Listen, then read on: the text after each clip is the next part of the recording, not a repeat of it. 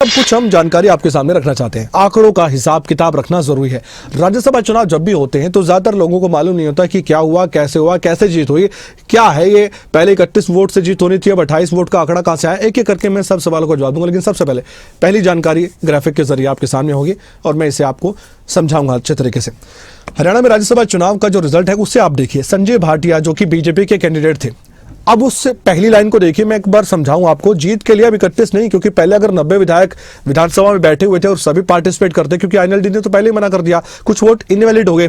तो कुल मिलाकर जो फॉर्मूला लागू हुआ 83 पर यानी 83 पर, क्योंकि 83 वैलिड वोट थे, काउंट थे, तो 28 जीत के लिए वोट चाहिए थे। लेकिन 28 एक कैंडिडेट को अगर मिल जाए तो राज्यसभा जाने वाला था और ऐसा हुआ। संजय भाटिया को 39 वोट मिले हैं, पहली प्रेफरेंस थे, यानी कि बीजेपी के 39 विधायक ऐसे थे जिन्होंने पहली वरीयता संजय भाटिया को दे दी, इसलिए 39 वोट हमने यहां पर लिखा है। हालांकि इसमें थोड़ा खेल भी आगे मैं बताऊंगा।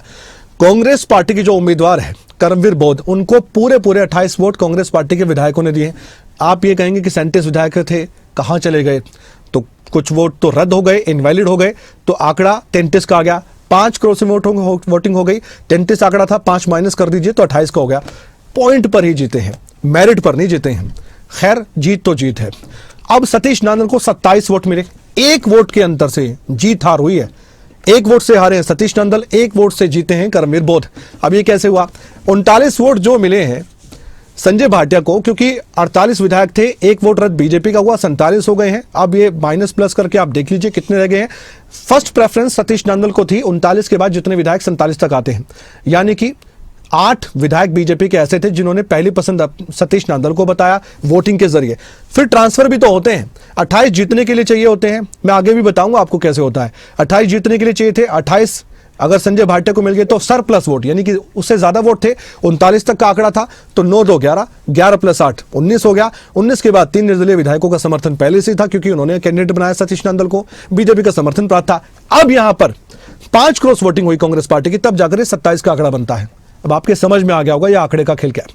अब आगे बढ़ते हैं, एक और ग्राफिक्स आपको दिखाता हूं मैं, उसके बारे में भी जानकारी लेंगे हम। पहले फुल स्क्रीन पर आपको मैं दिखाता हूं ताकि आप समझ पाए। कुल यहां पर विधायक 90 थे। अब सोचिए कि कितने वोट कम हुए थे, ये बहुत महत्वपूर्ण है, इसलिए वो फॉर्मूला बना था 28 वोट वाला, वरना 31 का बनता अगर सभी यहां पार्टिसिपेट करते। अब इनेलो के 2 विधायक थे, इनेलो पार्टी ने फैसला लिया कि हम तो इस चुनाव में भाग ही नहीं लेंगे, बॉयकॉट करेंगे, कुछ भी मर्जी कह लीजिए। इनवैलिड हो गए, यानी कि एब्सेंट थे तो इनवैलिड माने जाएंगे। कांग्रेस के 4 इनवैलिड हो गए वोट, कुछ ना कुछ वहां दिक्कत परेशानियां थी। कल हमने देखा एक इंसिडेंट तो 10:30 बजे तक रात तक चला कि वोट रद्द करे ना करे, उस पर बहस हुई, शिकायतें भी हुई। बीजेपी का भी एक वोट इनवैलिड हो गया, वो भी हमने देखा। अब कुल वैलिड वोट कितने हो गए? 90 थे, 90 में से 7 चले गए, 2 इनवैलिड के और बाकी इनवैलिड हो गए। तो आंकड़ा क्या बनता है? 83 का, यानी कि 83 वोट ही वैलिड वोट थे और उसके हिसाब से ही फॉर्मूला बनता है 83, जिनको हम डिवाइड करते हैं 3 से +1 करते हैं, तब जाके 28 का बनता है। ये फॉर्मूला थोड़ा सा टिपिकल आपको लगेगा, लेकिन समझ जाएंगे तो बहुत आसान लगेगा। आगे बढ़ते हैं, एक और मैं आपको ग्राफिक्स दिखाता हूं, बहुत महत्वपूर्ण है।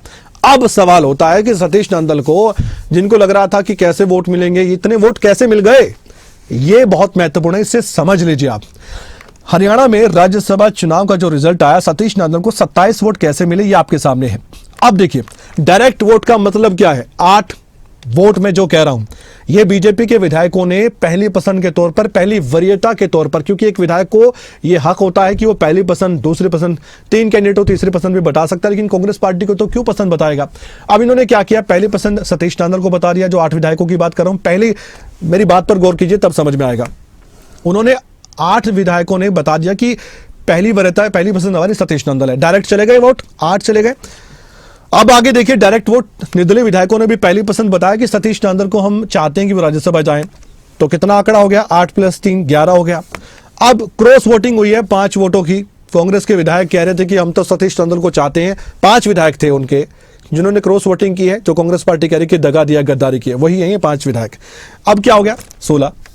अब ट्रांसफर वोट का थोड़ा सा आप समझिए इसे, ट्रांसफर वोट 11 हुए हैं बीजेपी के, क्योंकि 39 वोट मिले हैं संजय भाटिया को, लेकिन सरप्लस थे, जीतने के लिए 28 चाहिए थे, तो 39 में से 28 माइनस कर दीजिए, इसलिए ट्रांसफर हो गए।